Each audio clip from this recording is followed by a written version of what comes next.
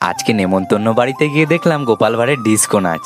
বন্ধুরা, আজকে যাচ্ছি তাহেরপুরে নেমন্তন্ন খেতে। তো সবার প্রথমে রানাঘাট থেকে ট্রেন ধরে চলে গেলাম তাহেরপুর স্টেশনে। তাহেরপুর নেমে হেঁটেই পৌঁছে গেলাম নেমন্তন্ন বাড়িতে। তোমরা তো দেখতেই পাচ্ছ এই বাড়ির ডেকোরেশনটা কিন্তু কতটা সুন্দর করেছে। যেহেতু পুরোটাই লালে করা, এর জন্য কিন্তু আমারও খুব বেশি ভালো লেগেছে। তোমাদের কেমন লাগলো অবশ্যই কিন্তু কমেন্টে জানিও। আর এই প্যান্ডেলের মধ্যেই ছিল গোপাল ভাঁড় আর চার্লি চ্যাপলিন।